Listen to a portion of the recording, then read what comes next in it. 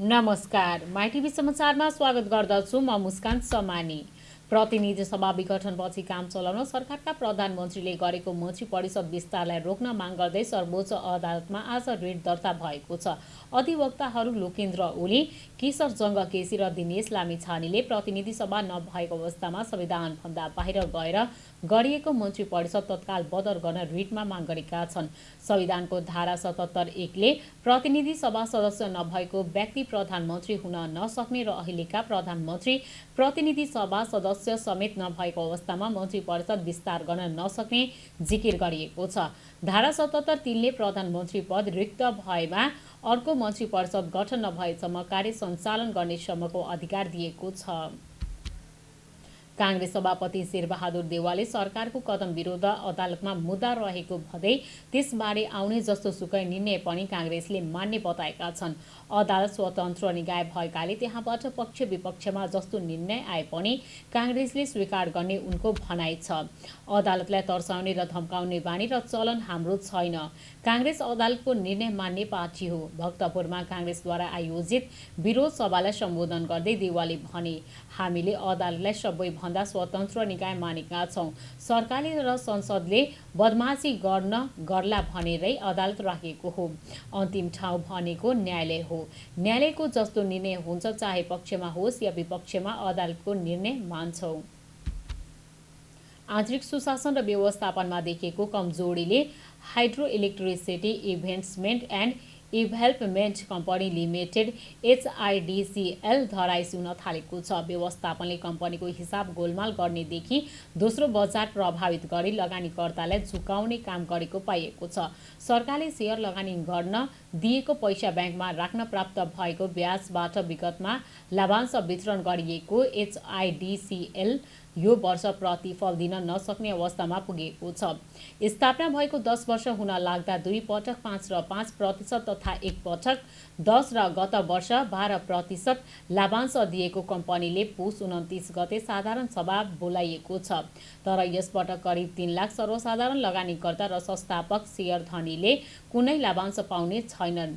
सञ्चार तथा सूचना प्रविधि मन्त्री पार्वत गुरुङले प्रविधिको विकाससँगै नेपाली पत्रकारिता क्षेत्रलाई आधुनिकतासँग जोड्नुपर्ने बताएका छन्।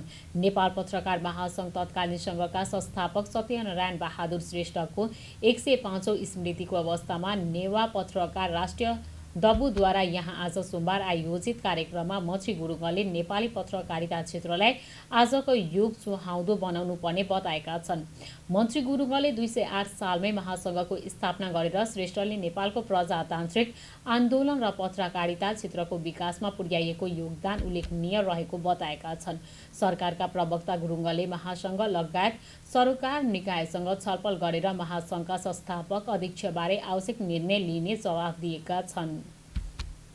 सकुवा सभाको चैनपुर नगरपालिका 4 मैदानीमा प्रतिबन्धित नेत्र विक्रम चन्द विकल्प समूहले ओडारमा लुकाएर राखेको विस्फोटक पदार्थ प्रहरीले बरामद गरेको छ। सोमबार जिल्ला प्रहरी कार्यालय खादबारीमा विकल्प कार्यकर्ताले लुकाएर राखेको विस्फोटक पदार्थहरू पत्रकार सम्मेलन गरी सार्वजनिक गरेको हो।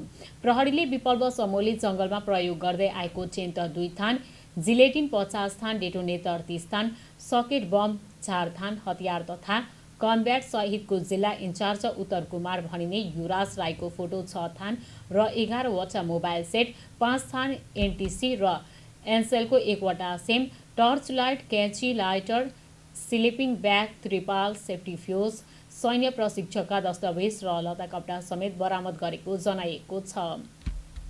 नेपाल कम्युनिस्ट पार्टी नेकपाका अध्यक्ष पुष्पकमल दाहालले संसद विघटन गरेर प्रधानमन्त्री केपी शर्मा ओलीले नेपाली राजनीतिमा कलङ्कको टीका लगाएको टिप्पणी गर्नुभएको छ। काठमाडौँमा जनसांस्कृतिक महासङ्घको कार्यक्रममा दाहालले ओली कलङ्कको टीका लगाएकैले आफूहरूलाई जनताका बीचमा जाने अवस्था बनाएको बताउनुभयो। सनकका भारमा प्रधानमन्त्रीले संसद विघटन गर्न नसकोस् भनेर संविधान बनाउँदा प्रधानमन्त्रीलाई संसद विघटनको अधिकार नदिएको जिकिर उहाँले गर्नुभयो। संविधान बनाउँदा नै नराखिएको व्यवस्थाप्रति प्रधानमन्त्री ओलीले निर्मम ढङ्गले संविधानको कु गरेको आरोप उहाँले लगाउनुभयो। हुँदै नभएको अधिकार प्रयोग गरे भन्दैमा संसद विघटित नहुने भन्दै दाहालले प्रतिनिधि सभा जीवित नै रहेको जिकिर गर्नुभयो। नेपाल कम्युनिस्ट पार्टी नेकपाको आधिकारिकता र चुनाव चिन्ह सम्बन्धी विवाद निरूपण हुन अझै कम्तीमा 2 महिना लाग्ने सङ्केत दिएको छ। विवाद निरूपणका लागि अपनाउनु पर्ने विधि प्रक्रिया र समयका आधारमा नेकपाभित्रको हालको विवाद छिनोफानो गर्न उक्त समयावधि लाग्ने अनुमान गरिएको हो। केन्द्रीय समितिको निर्णयको आधिकारिकता दाबी गर्ने पक्षले दलको केन्द्रीय समितिको 40% सदस्यको हस्ताक्षरसहित विवाद प्रारम्भ भएको मितिले 30 दिनभित्र आयोग समक्ष आधार तथा प्रमाण पेश गर्नुपर्ने ऐनमा व्यवस्था छ।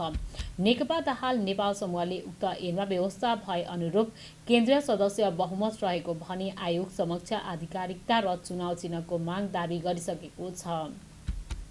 नेकपा प्रचण्ड माधव समूहका नेता योगेश भट्टराईले न्यायपालिका कार्यपालिकाको छाया बन्न नहुने बताएका छन्। प्रधानमन्त्री केपी शर्मा ओलीले विघटन गरेको संसदबारे सर्वोच्च अदालतको संवैधानिक इजलासमा सुनवाई जारी रहे पनि न्यायपालिकामाथि आशंका भइरहेको बेला प्रेस सङ्गठन बाकेले सोमबार नेपालगञ्जमा आयोजना गरेको पत्रकार सम्मेलनमा नेता भट्टराईले राज्यको एक जिम्मेवार अङ्गले आफ्नो भूमिका निर्वाह गर्नुपर्ने बताएका छन्। उनले भने शक्ति पृथ्वीकरणको सिद्धान्त अनुसार राज्यका अङ्गहरूको आफ्नो भूमिका तोकिएको छ। न्यायपालिकाले कार्यपालिकाको छाया बन्नु हुँदैन, संविधान अनुसार काम गर्नुपर्छ। संवैधानिक इजलासमा वरिष्ठ न्यायाधीशलाई नसमेटेर भइरहेको सुनवाईबारे भने उनले कानुन व्यवसायबाट विरोध भए पनि पार्टीको आधिकारिक धारणा फैसलापछि मात्र आउने प्रक्रिया दिएका छन्। स्वास्थ्यमा क्रियाशील ट्रेड युनियन तथा पेशागत सङ्घ संस्थाहरूको संयुक्त सङ्घर्ष समितिले वार्ता समिति गठन गरेका छन्। आन्दोलित संयुक्त सङ्घर्ष समितिले सरकारसँग वार्ताका लागि नेपाल चिकित्सक सङ्घका अध्यक्ष एवं समितिका संयोजक डाक्टर लोचन कार्कीको संयोजकत्वमा 8 सदस्यीय समिति गठन गरेका हुन्। समितिका नेपाल स्वास्थ्य कर्मी सङ्घका अध्यक्ष रामजी घिमिरे, नेपाल स्वास्थ्य कर्मी युनियनका अध्यक्ष Ujjwal Kumar Sharma, medical laboratory association of नेपालका अध्यक्ष Rajendra Khadka, Nepal dental science hygienist एसोसिएसनका अध्यक्ष माइकल देवकोटा, हेल्थ असिस्टेन्ट सङ्घ नेपालका अध्यक्ष दाताराम अधिकारी, कृष्णमान साग्य र लत्ता महत सदस्य छन्। यसअघि स्वास्थ्य तथा जनसङ्ख्या मन्त्रालयले प्रमुख विशेषज्ञ डाक्टर रोशन पोखरेलको संयोजकत्वमा वार्ता समिति गठन गरेको छ। समितिमा मन्त्रालयका प्रवक्ता डाक्टर जागेश्वर गौतम र सहसचिव दामोदर रेग्मी सदस्य छन्। अर्थमन्त्री विष्णु प्रसाद पौडेलले पुष्पकमल दाहाल प्रचण्डलाई षड्यन्त्रकारीको संज्ञा दिएका छन्। आज राति 8 बजे प्राइम टाइम्स टेलिभिजनबाट प्रसारण हुने जनता जान्न चाहन्छ कार्यक्रममा पत्रकार ऋषि धमलासँग कुरा गर्दै उनले यस्तो बताएका हुन्। उनले आफूहरूको समूह नै नेकपाको आधिकारिक भएको पनि सुनाए। प्रचण्डले पार्टी एकताको लागि गम्भीर पहल कदम कि नलिएको र सहमतिको भावना विपरीत अघि बढेको उनको आरोप छ। प्रतिनिधि सभा विघटन विरुद्ध नेपाली काङ्ग्रेसले आज देशभर प्रदर्शन गरेको छ। सङ्घीय राजधानी काठमाडौँ लगायत देशभरका सबै निर्वाचन क्षेत्रमा काङ्ग्रेसले प्रदर्शन गरेको हो। प्रधानमन्त्रीको सिफारिसमा राष्ट्रपतिले पुस 5 गते संसद विघटन गरेपछि 6 गते नै पदाधिकारी बैठकबाट सो कदमलाई असंवैधानिक, अलोकतान्त्रिक र अधिनायकवाद उन्मुख भनेको काङ्ग्रेसले आज देशभर विरोध प्रदर्शन गरेको हो। प्रदर्शनपछि नेताहरूले सम्बोधन गरेका छन्। सम्बोधनमा अधिकांश नेताहरूले संसद विघटनलाई असंवैधानिक र अराजनीतिक भन्दै बल सर्वोच्चको कोर्टमा पुगेका बताएका छन्। सर्वोच्च अदालतले संसदलाई ब्युत्याउने नेताहरूको अपेक्षा छ। पार्टी सभापति शेरबहादुर देउवाले अदालतमा विचाराधीन विषयमा बोल्न नमिल्ने बताएका छन्। लालबकैया नदी नियन्त्रण परवानीपुर बारका योजना प्रमुख राजकुमार श्रीवास्तव सहित 5 जना विरुद्ध भ्रष्टाचार मुद्दा दर्ता भएको छ। अख्तियार दुरुपयोग अनुसन्धान आयोगले 3,65,09,456 रुपैयाँ बिगो माग्दै सोमबार श्रीवास्तव सहित इन्जिनियर र ठेकेदार कम्पनीका प्रोप्राइटरलाई मुद्दा दायर गरेको हो। मुद्दा दायर भएका इन्जिनियरमा पाण्डव प्रसाद देव, महादेव खिम्ती र मैनाचुली जेबीका मुख्य पार्टनर रवि सिंह, प्रबन्ध निर्देशक मदन कुमार अधिकारी र प्रतिनिधि सन्तोष श्रेष्ठ छन्। उनीहरू सबैलाई सोही बिगो र सजाय माग दाबी गरिएको अख्तियारले जनाएको छ। संसद विघटन विरुद्ध बृहत नागरिक समूहले सोमबार पनि प्रदर्शन गरेको छ। समूहको सत्ताव्यापी विरोध कार्यक्रम स्वरूप माइती घरमा सोमबार डम्फ्यू सहितको प्रस्तुति गरेर कोन सभाको आयोजना गरिएको छ। कार्यक्रममा विभिन्न सचेत, बौद्धिक लेखक, कवि, कलाकार एवं नागरिकहरूको सहभागिता थियो। बृहत नागरिक आन्दोलनले समूहले संसद विघटन गर्ने प्रधानमन्त्री केपी शर्मा ओलीको कदमलाई प्रतिगामी र गैर संवैधानिक भन्दै शनिबार माइती घर मजुलामा शङ्ख फुकेर प्रदर्शन गरेको थियो। बृहत नागरिक समूहले प्रधानमन्त्री र राष्ट्रपति कार्यालयको मिलीभगतमा गरिएको यो गैर संवैधानिक र जनविरोधी कुले प्रतिगमन तर्फको यात्रालाई ताजा र क्रियो मोड दिएको उल्लेख गर्दै विरोधका कार्यक्रमहरूको घोषणा गरेको हो। हाल दर्जनभन्दा बढी देशमा कोरोना विरुद्धको खोप लगाउन सुरु भइसकेको छ। नेपालमा खोप कहिले आउँछ अझै भन्न सकिएको छैन, तर स्वास्थ्य तथा जनसङ्ख्या मन्त्रालयले खोपको पूर्व तयारी भने थालेको छ। जनअनुसार सरकारले खोप खरिदका लागि प्रस्तावना तयार गरी 7वटा देशमा डिप्लोमेटिक नोट पठाएको छ। खोपको कुनै पनि समस्या नआओस् भन्नको लागि औषधि ऐन नै जारी भएको छ। औषधि र खोपको प्रयोग सम्बन्धी संहिता पनि पास भइसकेको छ। यति बेला मन्त्रालयको मुख्य ध्यान खोपको पूर्वाधारको लागि कोल्ड चेन निर्माणतर्फ छ। पछिल्लो 24 घण्टामा 659 जनामा कोरोना भाइरस संक्रमण पुष्टि भएको छ। स्वास्थ्य तथा जनसङ्ख्या मन्त्रालयको अनुसार 5578 जनाको परीक्षणमा 407 जना पुरुष र 252 जना महिला गरी 659 जनामा कोरोना संक्रमण पुष्टि भएको हो। मन्त्रालयका अनुसार सोमबारमा नेपालमा कोरोना भाइरस संक्रमितको संख्या 2,58,840 पुगेको छ। पछिल्लो 24 घण्टामा कोरोना भाइरस संक्रमण मुक्त हुनेको संख्या 718 रहेको छ। हालसम्म संक्रमण मुक्त हुनेको संख्या 2,50,581 पुगेको छ। हाल नेपालमा सक्रिय संक्रमितको संख्या 6,427 रहेको छ। मन्त्रालयका अनुसार पछिल्लो 24 घण्टामा कोरोना भाइरस संक्रमणका कारण 7 जनाको मृत्यु भएको छ। हालसम्म मृत्यु हुनेको संख्या 1,832 रहेको छ। पछिल्लो 24 घण्टामा काठमाडौँ जिल्लाका 207, भक्तपुरमा 22 र ललितपुरमा 49 जना संक्रमित भेटिएका छन्।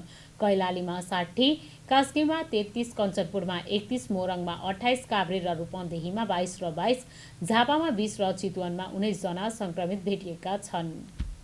अब खेल खबर। ज्योति पाण्डेको 49 रन प्रेरित सशस्त्र प्रहरी बलको एपीएफ क्लबको आज प्रधानमन्त्री कप महिला राष्ट्रिय क्रिकेट प्रतियोगितामा लुम्बिनी प्रदेशलाई 62 रनले पराजित गरेको छ। जितसँगै एपीएफले समूह विजेताका बन्दै अन्तिम 4मा स्थान बनाएको छ। समूह एमा एपीएफले 100% नतिजा निकाल्न सफल भयो। जितसँगै 6 अङ्कका साथ एपीएफले शीर्ष स्थानमा रहेर अन्तिम 4मा स्थान बनायो। पराजित लुम्बिनी उपविजेताको हैसियतमा अन्तिम 4मा प्रवेश गर्यो। माई टिभी समाचार अहिलेलाई यति नै। अर्को समाचारको साथमा पुनः उपस्थित हुने नै छौँ। तबसम्म समाचारका सम्पूर्ण युनिटसँगै म मुस्कान समानी पनि बिदा चाहन्छु। संसार जगतको सहयात्री माई टिभी हेर्दै रहनुहोला। नमस्कार।